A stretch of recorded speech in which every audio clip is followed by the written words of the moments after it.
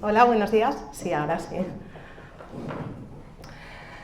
Bueno, pues nada, en primer lugar quería agradecer a Merck por haberme dado la oportunidad nuevamente de colaborar con ellos en esta jornada.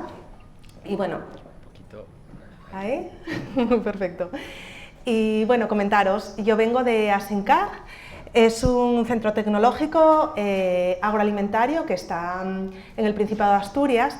También nuestro origen fue una asociación empresarial vinculada al sector cárnico, inicialmente regional, al sector cárnico asturiano, y realmente con la evolución de los últimos años pues acabamos siendo un centro tecnológico que trabaja en todo el ámbito del sector agroalimentario. Bueno, ya centrándonos en el tema que me toca a mí hoy, que son los nuevos conceptos e impactos prácticos derivados de la ISO 7218 de 2024 sobre directrices para exámenes microbiológicos. Bueno, la mayoría de los que estáis aquí probablemente sabéis que en junio de 2024 han publicado la nueva revisión de la norma de la ISO 7218, que al final lo que nos marca son las directrices para el trabajo en un laboratorio de microbiología de los alimentos. Entonces, bueno, nos han dejado unos deberes interesantes, porque como sabéis ya la norma de partida es bastante densa, y sí que ha habido algunos cambios que son más impactantes, sobre todo a lo largo de la norma.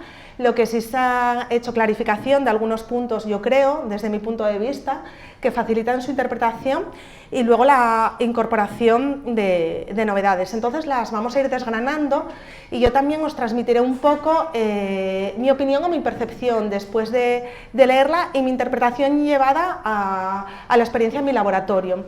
Como sabéis, bueno, va a llevar múltiples interpretaciones, tantas como laboratorios, ¿no? Porque cada uno tendrá que adaptar las directrices de la norma a su situación en el día a día. Entonces, bueno, como punto de partida, que esto también todos lo conocéis, son las características de los métodos microbiológicos. Y yo creo que la norma sí que da, la actual versión, da muchas respuestas enfocadas a las características que tienen los métodos microbiológicos con sus particularidades, ¿no?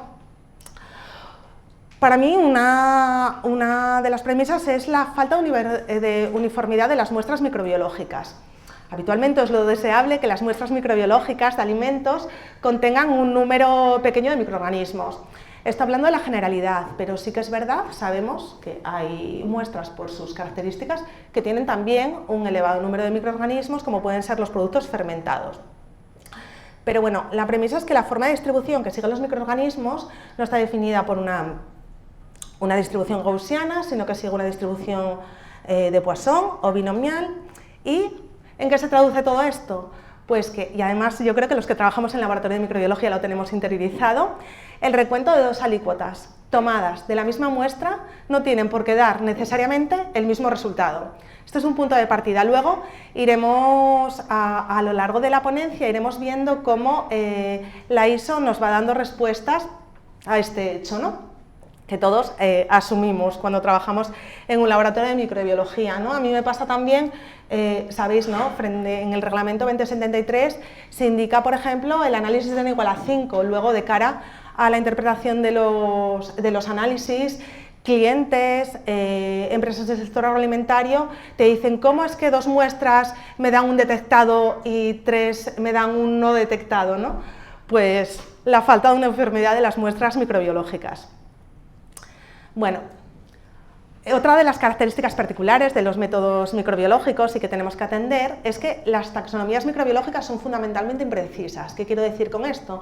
Que al final, o sea, la categorización que hacemos en familias, géneros, especies, es algo artificioso que hemos generado nosotros, ¿no? para poder interpretar y para poder entenderlo, pero realmente muchas veces podemos tener poblaciones de microorganismos que nosotros los entendemos como iguales, pero que realmente pueden tener diferencias. Pero bueno, al final nos manejamos en esta coyuntura para poder entendernos todos, ¿no? Entonces, es necesario establecer una especificación de cuál es el microorganismo buscado frente a unos objetivos específicos. Lo mencionaremos más adelante, pero como en la ISO empieza en la nueva versión, hace una diferenciación entre la cepa que tenemos que escoger en nuestro control de calidad si la enfocamos a un método de cultivo o a un método de biología molecular. Por ejemplo, no necesariamente hay que escoger la misma cepa porque puede dar una respuesta diferente en el ensayo, a pesar de que entendamos que la salmonela es igual, pero no todas las salmonelas son iguales, ¿no? Va un poco por aquí. Luego también, esto también nos lo sabemos muy bien, que son los cambios en las muestras microbiológicas. Al final hablamos de organismos vivos que están sobre matrices alimentarias que no podemos predecir exactamente su comportamiento. Estos cambios se pueden producir en diferentes momentos en función de condiciones de conservación, de cómo esté la matriz, de su estado fisiológico. Antes hablábamos de células viables no cultivables, por ejemplo, y cómo pueden afectar los mecanismos de conservación de las muestras. Entonces, todos estos cambios son importantes para su detección, identificación y recuento, y también tenemos que tenerlo en cuenta, por supuesto, en el análisis. Y veremos qué operaciones podemos realizar y qué operaciones no son recomendables. Y luego también que el análisis microbiológico tradicional depende del comportamiento de organismos vivos, lo cual es también impredecible y también hace que en muchas ocasiones, la mayoría, no podemos disponer de materiales de referencia como tal, ¿no? Sino que luego veremos con la charla de la CCT para bueno, ver cómo es el manejo de cepas, que al final es nuestro material de referencia. Y bueno, ya centrándonos en el estándar, en junio se publicó la nueva ISO 7218, la nueva revisión, que al final, digamos, sustituye a la versión anterior de 2007 y también se incorpora a la adenda que se publicó posteriormente en el año 2013, de manera que, bueno, ahora en vez de manejar dos documentos, la ISO y la adenda, vamos a tenerlo todo englobado en un documento donde, bueno, se detallan, como os comento, algunos aspectos que yo creo que son interesantes o por lo menos de utilidad para los que trabajamos en los laboratorios.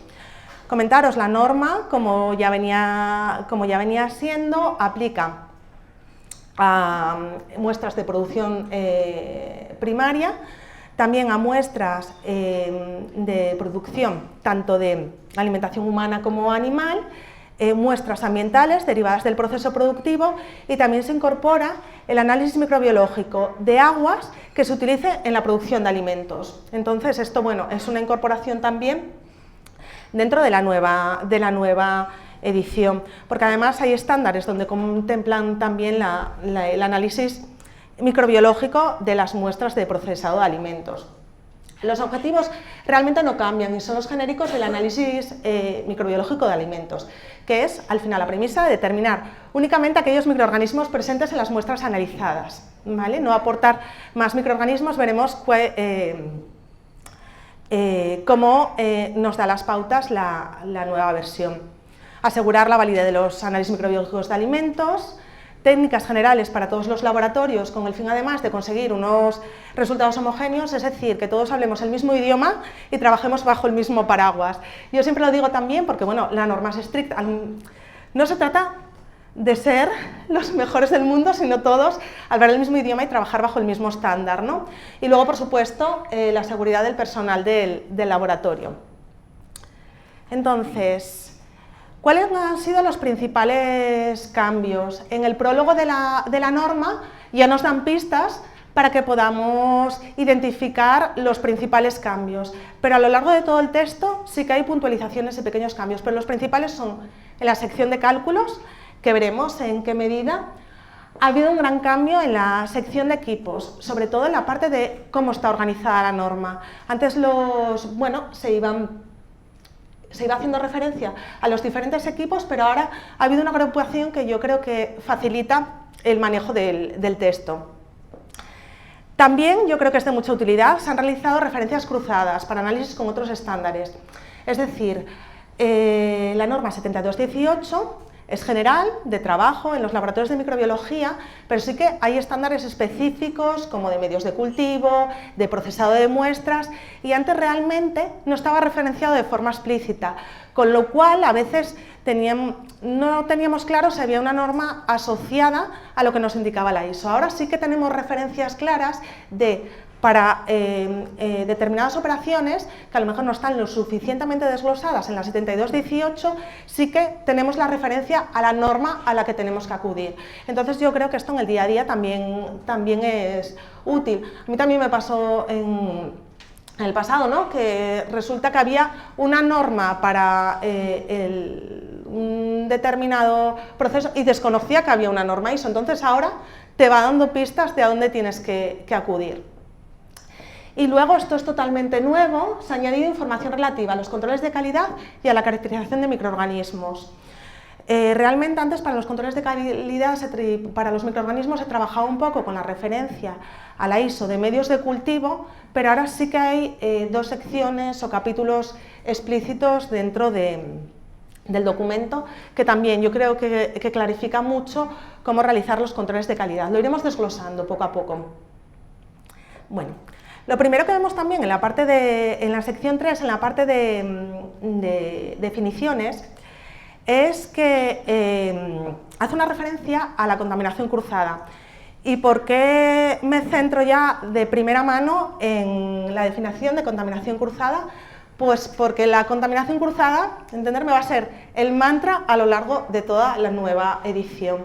Sí que es verdad que en la anterior edición se contemplaba la contaminación cruzada con el fin de establecer estrategias para evitarla dentro del laboratorio, pero realmente ahora la va desglosando a lo largo de todas las secciones. Entonces, claro, yo pensando y desgranando la norma, pues conlleva ciertas reflexiones de cómo trabajar en el laboratorio para evitar o minimizar esa contaminación cruzada. Por ejemplo, en la definición indica ¿qué es la contaminación cruzada? Es al final la transferencia de microorganismos, de ADN, o sea, la nueva versión empieza a hacer referencia directa a métodos moleculares y de sus metabolitos. Por ejemplo, del ambiente de laboratorio a las muestras. Esto yo creo que ahora lo teníamos claro, el ambiente puede ser un origen de microorganismos, con lo cual no podemos contaminar las muestras de laboratorio con microorganismos que pudieran estar en el ambiente, del personal de laboratorio a las muestras de laboratorio y también, por ejemplo, de una muestra de laboratorio a otra muestra de laboratorio. Esto, al final, también lo que se indica es hacer una reflexión más profunda, ¿no? ¿Cómo organizar mis muestras para evitar que pueda haber contaminaciones cruzadas entre muestras? También de un área de laboratorio a otra área de laboratorio. Puede darse desde la zona de procesado de muestras a la zona de manejo de patógenos, por ejemplo, o también en laboratorios, no sé, que tienen diferentes áreas. Imaginaros, ¿no?, un laboratorio que tiene un área de análisis de microbiología de los alimentos y un laboratorio que lo comparte instalación con un laboratorio de técnicas ambientales, de análisis ambiental, suelos, muestras pulvurentas o, no sé, procesado de muestras procedentes de producción primaria junto con muestras de producto final sometidas a tratamientos térmicos donde van a tener muy poca carga microbiana. Entonces, esto de forma explícita ya lo menciona actualmente la norma. Y luego, del área de laboratorio, que esto es muy importante en laboratorios que están vinculados a empresas de producción de alimentos, del área de laboratorio a las áreas de producción adyacentes en el laboratorio, ya no solo por el propio análisis de muestras, sino vinculado a controles de calidad, ensayos de aptitud y demás, vamos a tener muestras cargadas de microorganismos patógenos, ¿vale? Y entonces tenemos que tener muchísimas precauciones respecto a la contaminación cruzada. Entonces, bueno, en cuanto vamos revisando sección por sección y en cuanto a las áreas asociadas al análisis, por supuesto, vuelvo a hacer una mención ya explícita al control de la contaminación cruzada, de manera que el laboratorio tiene que estar diseñado para minimizar este riesgo. Y sobre todo, incide mucho en el manejo de presuntos patógenos y de muestras donde sabemos que pueden tener mucha carga microbiana, es decir, las muestras procedentes de ensayos de aptitud y muestras contaminadas deliberadamente por el laboratorio, que suelen ser las vinculadas a control de calidad.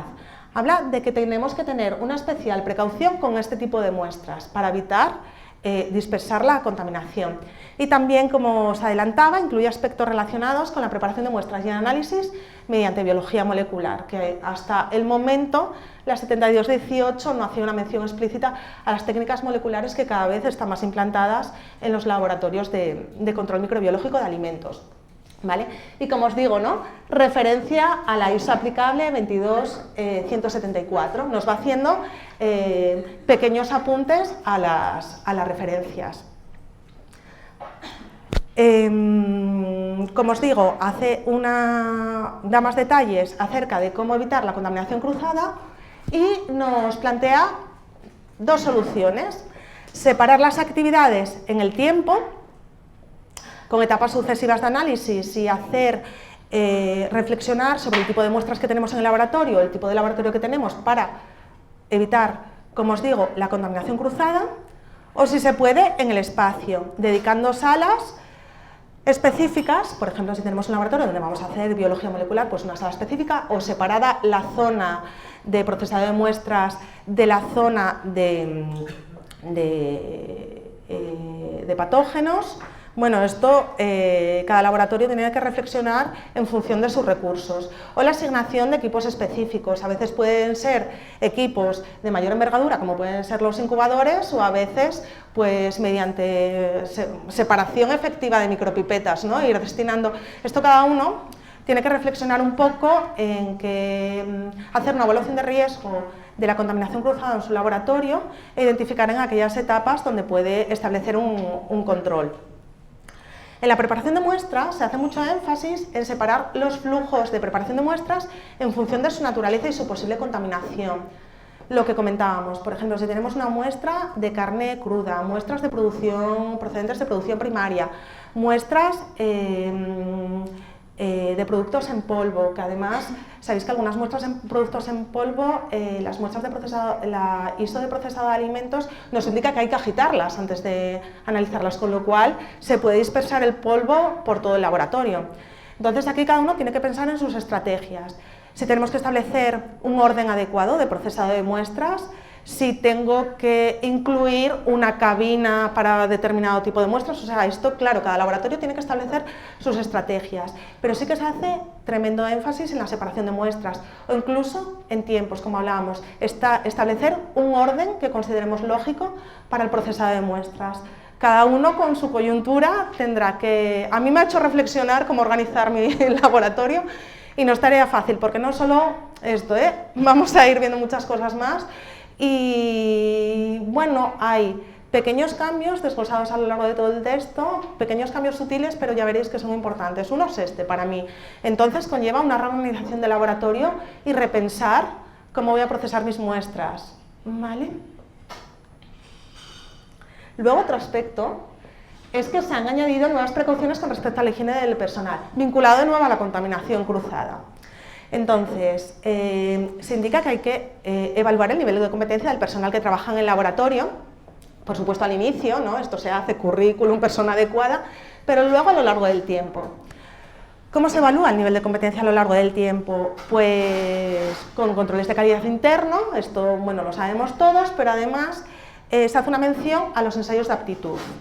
Y esto también, de nuevo, o sea, ¿esto a qué nos conlleva a pensar? Bueno, yo tengo que evaluar mi personal a lo largo del tiempo. Bueno, a mí me ha llevado a esa reflexión, ¿no? Entonces, que todo el personal participe en controles de calidad internos, pues si no, porque no, ¿cómo los voy a poder evaluar? Pero en los ensayos de aptitud también, entonces tengo que incrementar mis controles, ¿no? ¿Con qué periodicidad? Depende también de la envergadura del laboratorio, ¿no? Si todo el mundo hace de todo, pues se me complica un poco. Esto solo conlleva a reflexión. Y luego también se indica que las desviaciones de los resultados esperados o resultados insatisfactorios deben siempre investigarse y recualificar al personal si vemos que está vinculado a algún problema con el nivel de competencia que tiene que estar continuamente evaluándose. Y luego también se amplían explicaciones, incluso dan más detalles de cómo tiene que ir el personal vestido. Esto ya sabemos, puede ser en determinados momentos controvertido, no lo sé, cada uno tiene que reflexionar también, ¿no? Se habla ropa de laboratorio, No, pues llega a veces hasta un nivel de detalle como batas preferiblemente con manga larga y puño elástico. O sea, a mí, por ejemplo, me llevó también a mi laboratorio, ¿no? La típica casaca, no, pues a partir de ahora no podemos usar casacas, batas, bueno, da incluso a veces este tipo de detalles, ¿no? También hace consideraciones sobre el calzado, por ejemplo, me llamó la atención, ¿no? Cada uno tiene que pensar también como el tipo de laboratorio que tiene, pero habla, por ejemplo, incluso de utilizar un calzado diferente si se va a la zona de patógenos. Todo gira en torno, muchos de los objetos giran en torno a controlar la contaminación cruzada. Y luego especificaciones en detalle y vienen explícitas sobre objetos personales, como el uso de teléfonos, auriculares y joyas dentro del laboratorio. Bueno, el código vestimenta al final lo que formaliza es las buenas prácticas de laboratorio, ¿no? Pero luego, claro, por ejemplo, el hecho de no llevar joyas, ¿no? Facilita las medidas higiénicas, de lavado de manos y demás, entonces... Y luego teléfonos, auriculares, pues es con el fin, de nuevo, de evitar la contaminación cruzada. O sea, es un poco los cambios que hay sobre buenas prácticas vinculadas al personal de laboratorio. Luego, en la sección donde ha habido un cambio tremendamente importante, pero el principal sobre todo en la organización es, como decía, en la sección de equipos y consumibles. Los equipos, sabéis que es una parte importante de la norma, son varias páginas, venían detallados, pero ahora lo que se ha hecho, además yo creo que tiene todo el sentido, es agrupar los equipos en diferentes categorías, ¿no? Hay 9 categorías: esterilización y calor, donde se meten autoclaves, microondas, control de temperatura y monitoreo para dataloggers y estufas, de volumen de inoculación, ¿vale? Hay un capítulo, hay una categoría específica para cabinas de protección, para homogeneizadores y mezcladores, para destiladores, para separación y concentración, centrífugas, este tipo de equipos, para atmósfera modificada, y luego para otro equipamiento, que bueno, es un poco la típica categoría de miscelánea, donde vienen microscopios, contadores de colonias, pHímetro y el fungible, ¿vale? Entonces está más categorizado, yo creo, con mucho más sentido y además que facilita el manejo realmente, porque antes no sabías en qué orden iban los equipos, ahora es como mucho más fácil identificar dónde están los equipos. ¿Y cuál es la norma? ¿Y cuál es uno de los cambios? Es que se diferencian 2 tipos de equipos: aquellos en los que afectan directamente a la validez del resultado y equipos de medición que no se consideran críticos para la validez del resultado. Entonces establece estas 2 categorías. Cuando un equipo afecta directamente a la validez del resultado, se requiere que en ese equipo se haga una calibración. Y cuando hay equipos de medición que no son críticos, sería suficiente con una verificación, ¿vale? Esto en líneas muy generales, pero sí que es verdad que en cada equipo nos va diciendo si necesita calibración, si verificación. Sabéis que ya en equipos la 7218 detallaba mucho, pues ahora todavía más, pero te dan muchas pistas que yo creo que son útiles. Voy a mencionar en 3 equipos donde, evidentemente los equipos, esto requiere que cada uno, como os comento, desgrane y vea lo que es útil en su laboratorio, pero mencionaré algunos cambios. Lo que sí, cuando tengamos duda de si hay que hacer una calibración en equipo o hay que hacer una verificación, de nuevo nos da pistas. Nos remite al cuadro de decisión de la norma 20836 y hay un cuadro de decisión para evaluar la necesidad o no de calibrar el equipo cuando tengamos duda, aunque con muchos equipos la norma ya es muy explícita, nos dice lo que necesitamos en cada caso. Y es, bueno, si el laboratorio sigue, está bajo el estándar de la 17025, si no, y si sigue, pues al final la pregunta clave es si nuestro equipo afecta a la validez del resultado. Entonces tenemos que pensar en qué medida, claro, microbiología, a la validez del resultado, la incubación, la temperatura de incubación, está clara. Otro tipo de cosas, pues tendremos que evaluarlo en cada caso. Pero nos da muchas pistas, o sea, aquí no nos tenemos que volver locos nada más que para leerla, y es un trabajo arduo, pero bueno, nos da muchas pistas. Los equipos donde encontré cambios que creo que es interesante comentar en este foro, es por supuesto las estufas de incubación, que son los grandes equipos en el laboratorio de microbiología, ¿no? Bueno, se contemplan en la norma las estufas refrigeradas, por ejemplo, que ahora yo creo que también en los laboratorios es muy habitual encontrar este tipo de equipos, quizá hace años no tanto. Las cuenta la norma es de 2000, la original es de 2007. Entonces, desde luego su uso principal, como siempre, es la incubación a temperatura constante de medios de cultivo, pero también se señala su uso para otros propósitos, el de las propias estufas de incubación. Por ejemplo, hay determinadas muestras que hay que fundir a una temperatura determinada previo al análisis, pues se contempla también este tipo de usos. Luego hay que asegurar que las técnicas de limpieza y desinfección no afectan a los resultados y habla de sustancias inhibidoras, ¿vale? Hay que tener en cuenta con qué estamos limpiando esa estufa que no pueda afectar a los resultados. Y luego, además de, como ya venía indicado, que hay que comprobar la estabilidad y homogeneidad de la distribución de la temperatura en la estufa cuando vamos al incubador, cuando vamos a usar ese equipo, indica que además debe tenerse en cuenta la incertidumbre del dispositivo de monitoreo. O sea, esta sonda que usamos de medición continua tiene también una incertidumbre asociada y hay que tenerla en cuenta, ¿vale? Lo dice de forma explícita. También dice que normalmente es bajita esta incertidumbre, pero que hay que tenerla en cuenta. Y luego también el mapeo de la estufa, la comprobación de la estabilidad y homogeneidad, es necesario antes del uso inicial de la estufa, como siempre, los que trabajamos en laboratorios acreditados, pero también hay que establecer una frecuencia definida para que nos muestre cualquier desviación. O sea, hay que establecer esa frecuencia, no hay que hacer un mapa de la estufa una vez y considerar que va a ser estable para el resto de su uso, sino que hay que establecer una frecuencia en el mapeo. Y luego, un tema que a mí me pareció muy interesante también como reflexión, cada uno tiene que ir trasladando a su propia experiencia, ¿no? Pero debe evaluarse el tiempo necesario para que los medios de cultivo alcancen la temperatura correcta. ¿Sabéis? Cuando tenemos caldos de enriquecimiento, por ejemplo, trabajamos con enormes volúmenes y las estufas tienen que recuperar temperatura. Sabéis que hacemos aperturas, metemos elevados volúmenes en la estufa, entonces esto hay que evaluarlo. Sobre todo yo esto he caído en la reflexión de en un laboratorio que trabaja con un determinado volumen de muestras y de repente se incrementan esos volúmenes de muestras. Claro, es que de cara a la incubación, sí, necesito hueco para mis plantas, pero claro, esta recuperación de temperaturas hay que tenerlo en cuenta.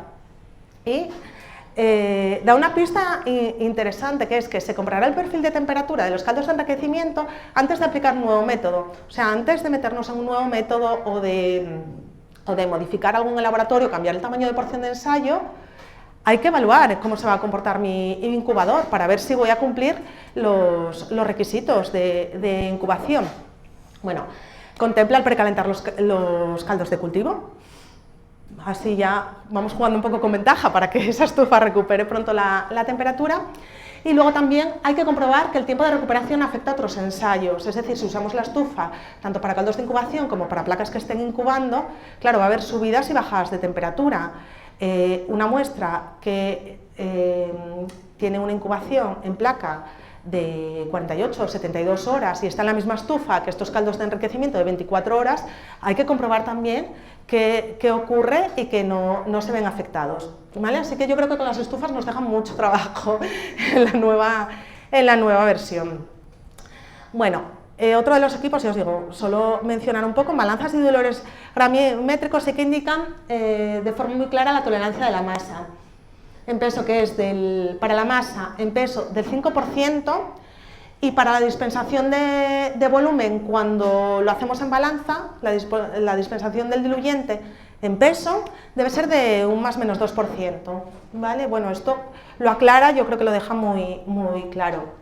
Y luego, bueno, en las cabinas de protección me pareció curioso y también necesario que además de las cabinas de bioseguridad 1 y 2 y las de flujo laminario horizontal, se hace mención a las vitrinas de extracción de gases y a las estaciones de trabajo de PCR. También va apuntando a lo largo de toda la norma menciones a la biología molecular. Y bueno, aquí también interesante, o sea, la preparación de medios de cultivo, la norma de referencia es la ISO 11133, entonces habla de las pruebas de rendimiento de los medios de cultivo, ¿vale? Pero indica que medios listos para el uso si el proveedor ha realizado las pruebas de rendimiento bajo los criterios que deben establecerse y se siguen las condiciones de transporte y almacenamiento de esos medios de cultivo, sí que se pueden reducir las pruebas. Es decir, las pruebas que hace el propio proveedor de medios de cultivo, si se adaptan a los requisitos de la 11133, no es necesario que el laboratorio vuelva a repetir estos mismos controles, siempre y cuando, desde luego, como comenta, se garanticen las condiciones de transporte y almacenamiento. Es decir, no es volver a repetir todos los controles.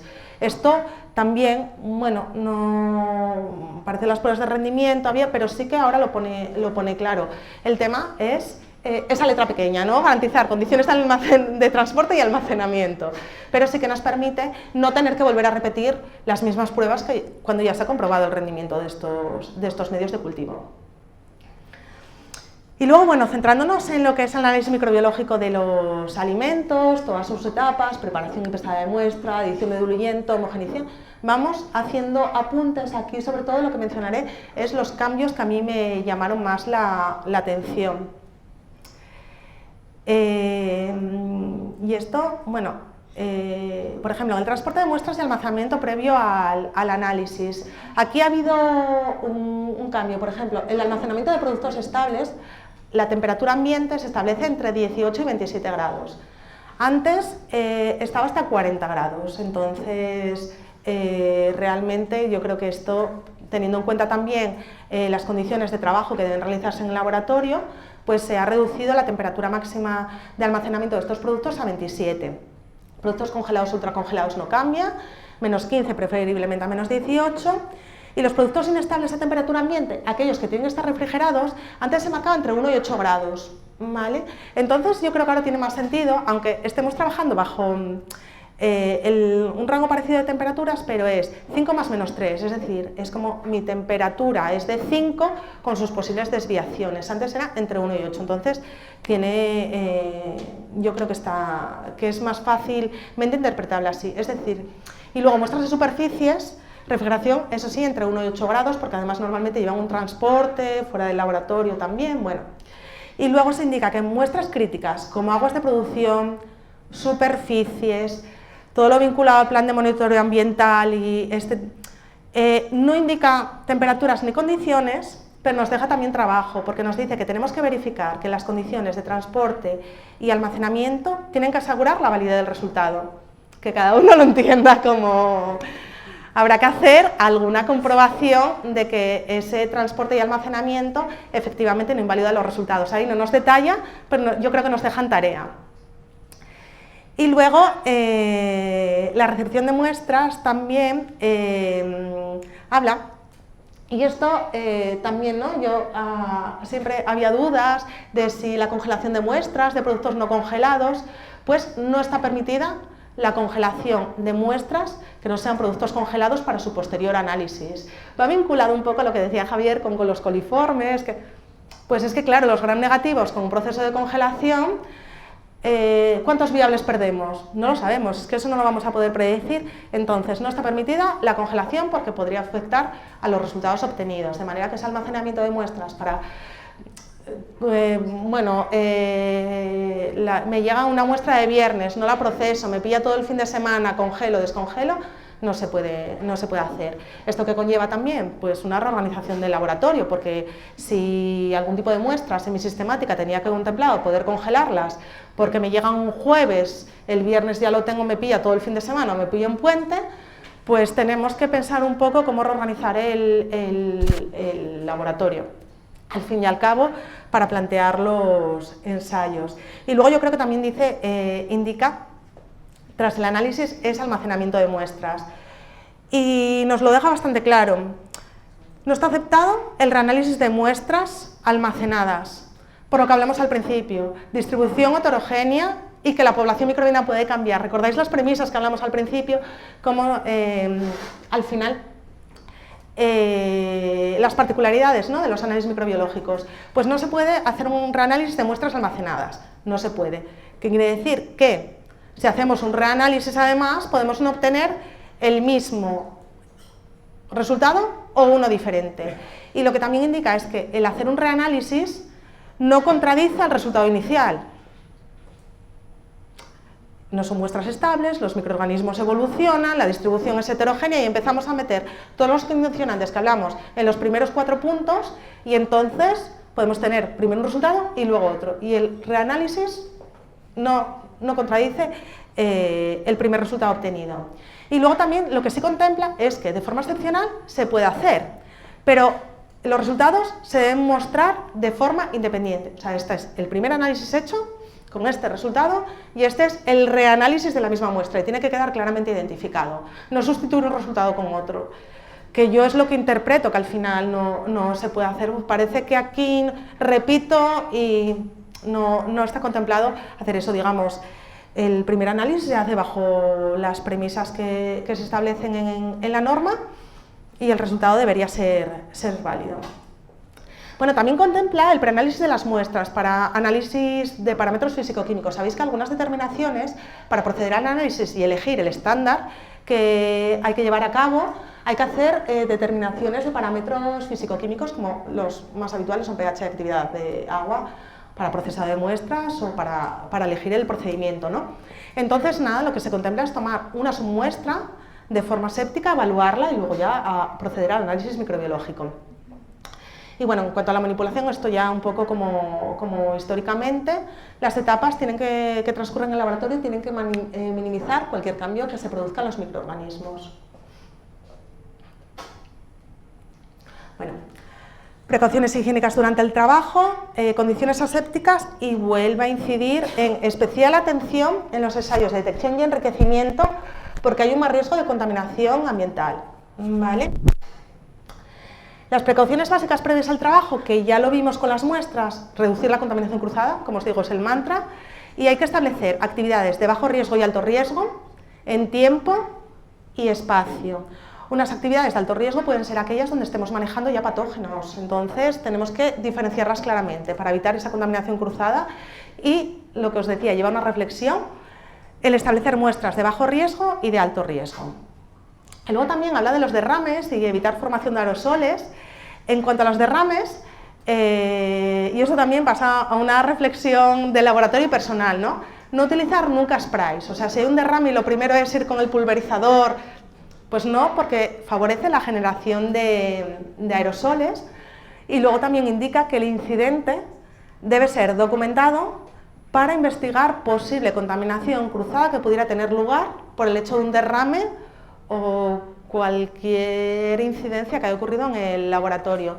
Pero bueno, a mayores es eso, debe quedar documentado tal muestra, tal, pasó esto, y nada de ir allí y pulverizar, ¿vale? Sino evitar los aerosoles en la medida de en todo lo posible. Y luego, para el empleo de cepas de control de proceso, los controles inocularlos en un área separada, también con el fin de evitar la contaminación cruzada, inocular los controles al fin del análisis y, bueno, en cuanto a la selección de microorganismos lo vemos más adelante, que tengo una diapositiva para eso. Y luego, volver a repensar también la organización del laboratorio, que es en cuanto a la preparación de la suspensión inicial y de las diluciones. Antes habla de que el tiempo desde la preparación de la suspensión inicial al momento que el inóculo se pone en contacto con el medio de cultivo podía ser hasta de 45 minutos, ahora nos dice que debe ser idealmente 20 minutos y nunca superar 45. Nos sigue dejando la puerta abierta a esos 45 minutos, pero idealmente 20 minutos. Los que estamos en laboratorios sabemos lo que es procesar un elevado número de muestras en 20 minutos. Entonces, ¿qué conllevaría esto? Repensar de nuevo la organización del laboratorio.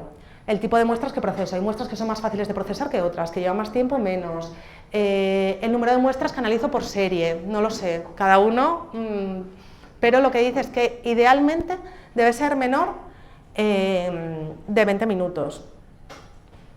O sea, recomienda reducir el tiempo. Y luego, en la sección 11, en cuanto a lo que son métodos, pues bueno, lo que contempla es que para los recuentos en medios sólidos se puede usar la suspensión inicial en diferentes volúmenes, o sea, contempla explícitamente usar el volumen de 1 mililitro y de 0,1 mililitros a partir de la suspensión madre, por ejemplo, y se considera diluciones consecutivas, diluciones posteriores, ¿vale? De manera que, bueno, nos ahorramos un poco de manejo y un tubo en su caso.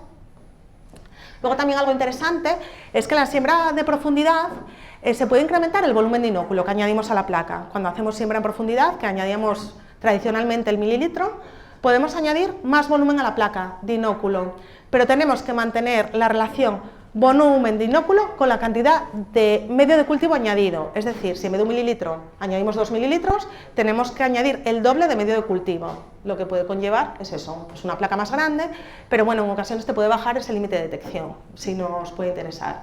O sea, ya está contemplado eso, no siempre con sembrar 1 mililitro, podemos incrementarlo. Y luego, bueno, también hay pero puntualizaciones que tampoco tienen el método de asa de extensión y el método de siembra en espiral, que es mucho más detallado.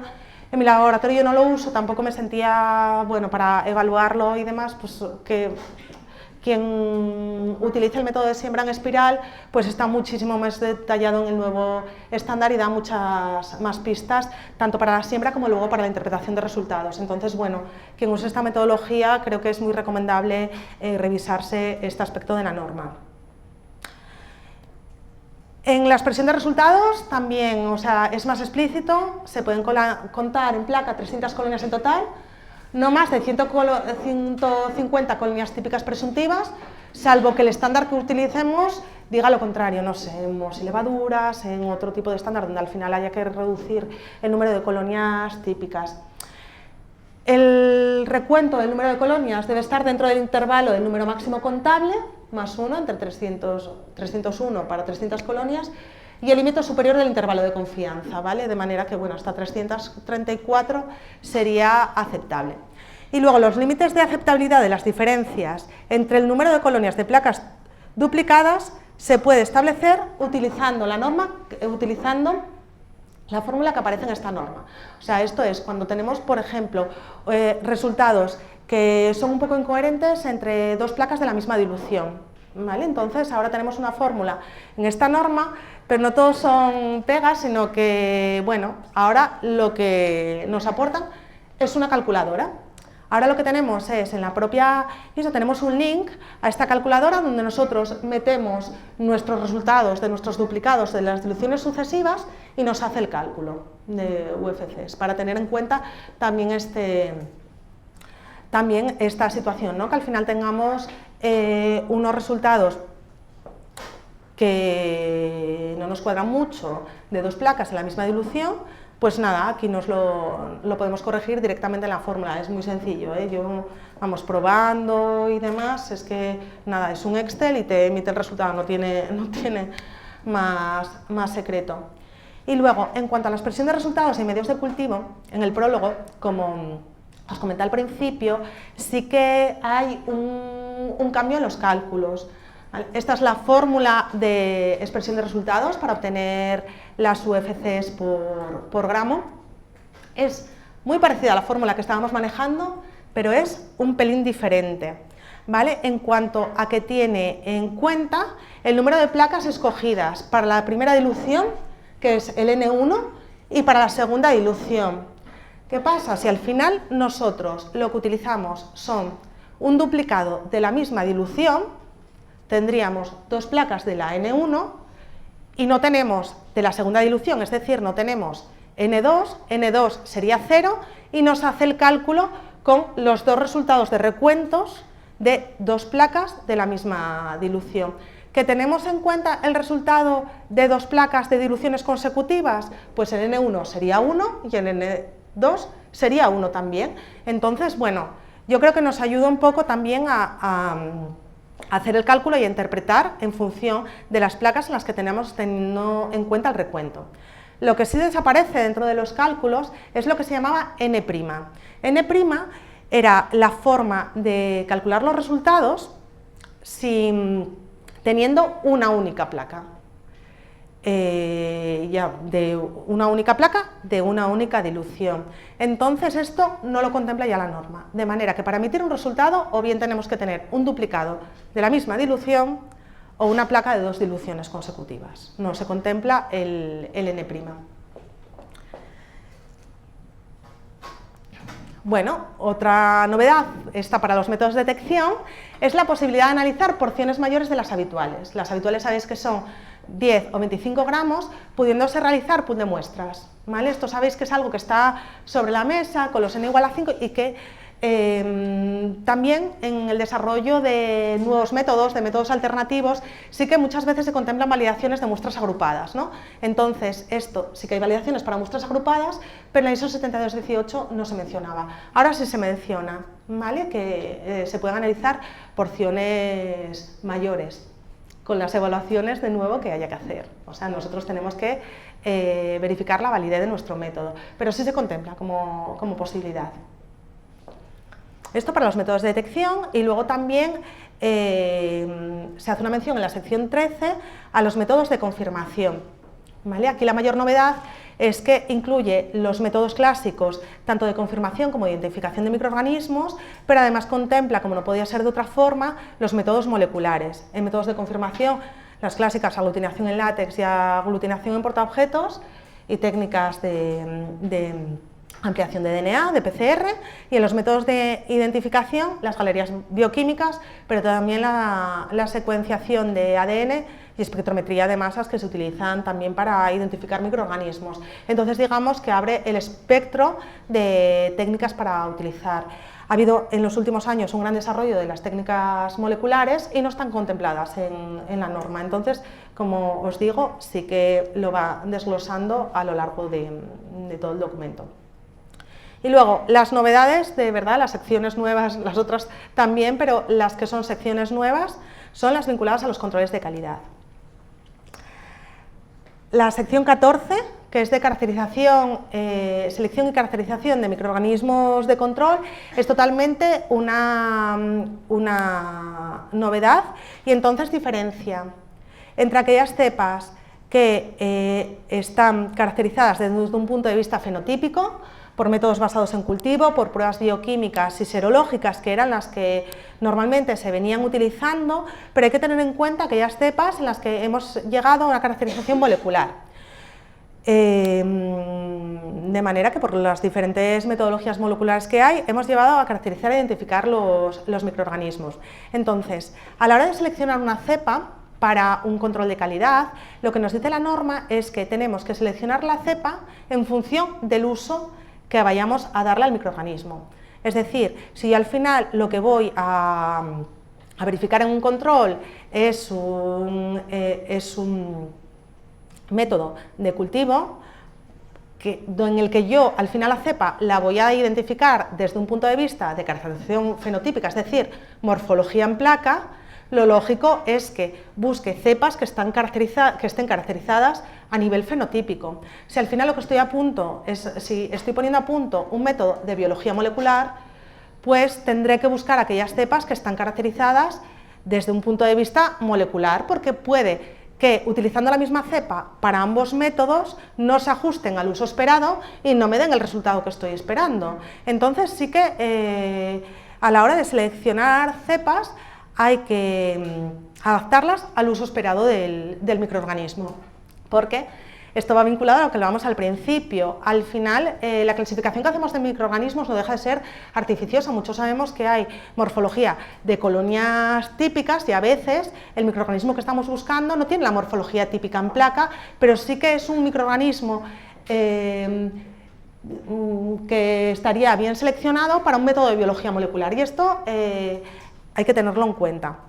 Entonces, los microorganismos se utilizan, según viene descrito en la norma, para estas 5 actividades, para evaluar los medios de cultivo, que sabéis que en este caso está muy ampliamente descrito en la 11.133 de medios de cultivo.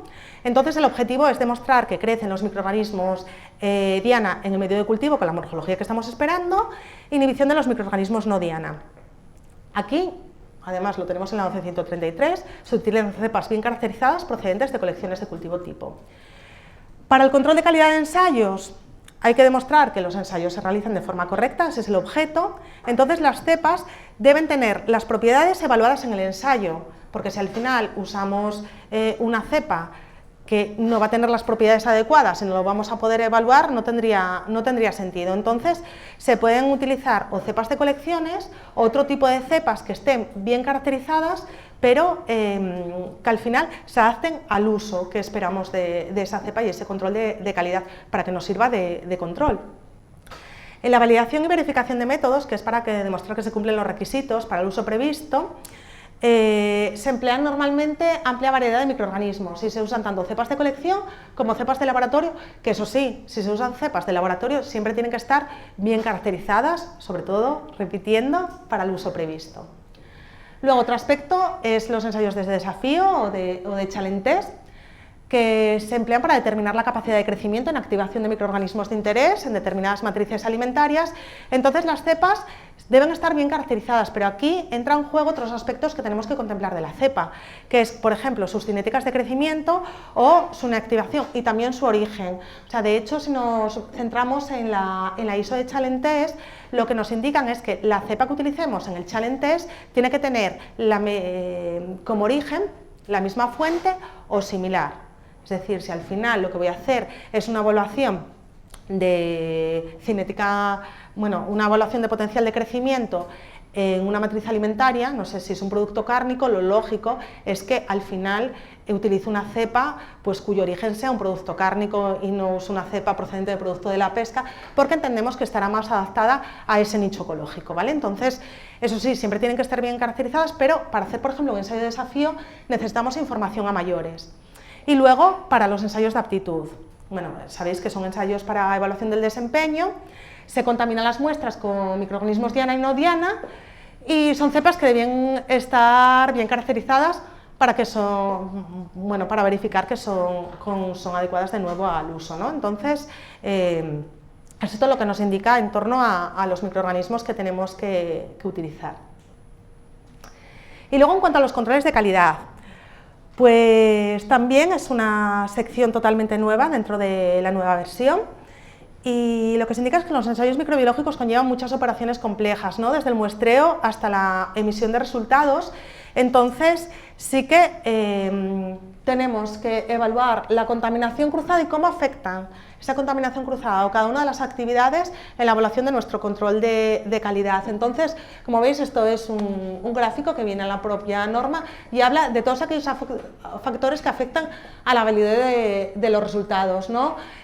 Personal, los equipos, medios de cultivo, las muestras, y tenemos que, digamos, hacer una valoración global de cada uno de los aspectos. También es verdad que esto nos da pistas para cuando tengamos, por ejemplo, que evaluar una no conformidad, ¿no? Para ir investigando, pues a mí se me ocurre, esto yo lo pensé como herramienta que puede, uno va siguiendo punto por punto y va evaluando dónde puede estar el problema, como pista, cada uno, lo que os digo. Esto es una interpretación particular en base a mi experiencia y luego cada uno tendrá un poco que utilizar las herramientas como le resulten más útiles. Entonces, en cuanto a los planes de control interno, se habla de la realización de blancos para asegurar la esterilidad de medios y materiales y garantizar la asepsia, los controles positivos, los controles negativos y luego un plan de control externo, que serían los ensayos de aptitud, como bien conocéis. Y lo que sí menciona de forma explícita es que los controles de calidad deben ser evaluados estadísticamente, y además si los vinculamos a la cualificación del personal, a evitar las contaminaciones cruzadas y demás, pues es un poco ir más allá, entiendo, en esa interpretación de los controles de calidad que hacemos en el laboratorio. ¿Y cuál tiene que ser la frecuencia y el alcance de los controles de calidad? Pues el plan de control de calidad debe ser proporcional al número de muestras analizadas y basarlo siempre en la evaluación del riesgo. Esto pues a mí me llevó a diferentes reflexiones, ¿no? Pues dependerá cómo hacemos la evaluación del riesgo. Si tengo un laboratorio donde las áreas estén perfectamente separadas, entiendo que mi riesgo de contaminación cruzada será más limitado, pero si tengo todo el laboratorio diáfanos en separación física, mi riesgo será mayor, no lo sé. En función del número de trabajadores también, de la rotación del personal, del tipo de muestras que tenga. Si al final tengo muestras muy diversas, entiendo que tendré más riesgo que si analizo muestras con poca carga microbiana procedentes de tratamientos térmicos, no lo sé, pero va un poco por ahí por la reflexión. Entonces, digamos, los controles de calidad deben ser adaptados a la actividad. Como comentábamos, deben incluir blancos, positivos con microorganismos diana y negativos con microorganismos no diana.